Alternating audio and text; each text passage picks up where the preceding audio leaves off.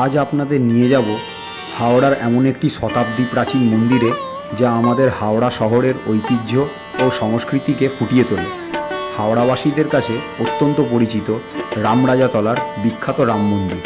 শোনাবো এই মন্দিরের প্রাচীন ইতিহাস, এছাড়াও কিভাবে আসবেন, কতদিন পর্যন্ত ঠাকুর থাকে, মন্দির খোলার সময়, যাবতীয় তথ্য দেব এই ভিডিওটিতে। তাই ভিডিওটি স্কিপ না করে শেষ পর্যন্ত দেখবেন। ট্রেনে আপনারা হাওড়া থেকে মেদিনীপুর লাইনের যে কোনো লোকাল ট্রেনে উঠলে দুটি স্টেশন পরেই রামরাজাতলা। এছাড়াও বাসে করে আসতে চাইলে হাওড়া ও ধর্মতলা থেকে 52 নম্বর রুটের বাস ধরবেন। স্টেশন থেকে বেরিয়ে রামরাজাতলা স্টেশন রোড দিয়ে সোজা এসে 10 মিনিট হাঁটলেই রামরাজাতলার রাম মন্দির।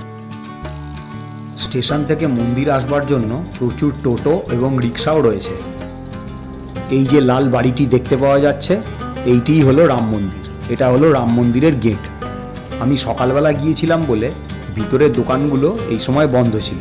মন্দিরে ঢুকলে সবার প্রথমেই পড়বে হনুমানজির মন্দির। দেখবেন প্রচুর ভক্ত ভক্তি ভরে হনুমানজির মন্দিরে পুজো দিচ্ছেন। হনুমান মন্দিরের ঠিক পরেই রয়েছে রাম ঠাকুর। যেখানে রাম ঠাকুর রয়েছে তার সামনে রয়েছে কিছু দোকান। সেখানেতে পুজোর জন্য ধূপ, বাতি, ফুল, প্রসাদ এই সমস্ত কিছু কিনে আপনারা পুজো দিতে পারেন। এখানকার বিশেষত্ব হলো গোঁফওয়ালা রাম ঠাকুর। এছাড়াও ভগবান রামের উপরে মা সরস্বতীর অধিষ্ঠান।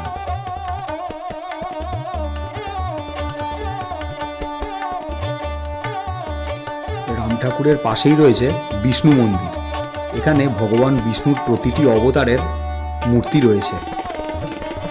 বিষ্ণু মন্দিরের পাশে এই গেটটা দিয়ে বেরোলে সামনে কিছু দোকান রয়েছে, আর এখানে সকালবেলা বাজার বসে। আর এখানেই রয়েছে আরও একটি মন্দির, সাবিত্রী ও সত্যবানের মন্দির। এটিও আপনারা এখানে এলে দেখে আসতে পারেন।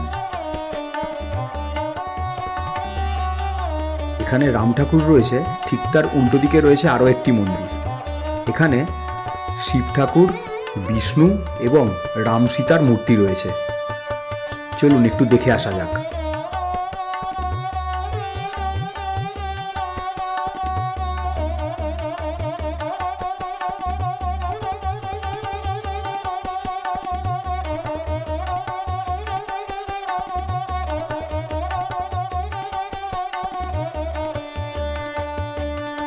যে 4 মাস এখানে রাম ঠাকুর থাকে, সেই দিনগুলোতে এখানে রাত্রিবেলাতে প্রচুর মেলার দোকান বসে।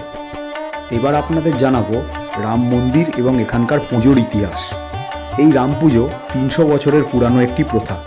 এই পুজো শুরু করেন জমিদার অযোধ্যারাম চৌধুরী। মত অনুসারে তিনি ভগবানের থেকে নির্দেশ পেয়েছিলেন রাম পুজো করার জন্য। তারপর থেকেই তিনি রাম পুজো শুরু করেন। পুজোটা এতটাই জনপ্রিয় ছিল যে এই জায়গাটার নামও হয়ে যায় রামরাজাতলা। সেই সময় এই অঞ্চলে সরস্বতী পূজাও ছিল ব্যাপক প্রচলিত। তাই সরস্বতী পুজোর কিছু অনুরাগী রাম পূজার বিরোধিতা করেছিলেন। দুপক্ষের আলোচনায় ঠিক হয় যে রাম পুজো এখানেই হবে, কিন্তু বিদ্যার দেবী সরস্বতীকে অধিষ্ঠান করতে হবে রাম ঠাকুরের মাথার উপরে। তারপর থেকে এখানে রাম ঠাকুর এইভাবেই পুজো হয়ে আসছে। রাম ঠাকুরের সাথে একই বেদিতে থাকে আরও অনেক দেবদেবী। রামনবমীর দিন থেকে এই পূজা শুরু হয় আর চলে বাংলার শ্রাবণ মাসের শেষ রবিবার, অর্থাৎ আগস্ট মাসের মাঝামাঝি পর্যন্ত।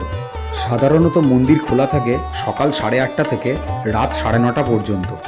রামনবমীর দিন একদম সকালবেলা থেকে এখানে পূজা শুরু হয়ে যায় আর প্রচুর ভক্তের আগমন ঘটে। এখানে ভগবানের নিত্য পুজো এবং ভোগ প্রসাদ দেওয়ার বিবরণ ডিটেলসে দেওয়া আছে।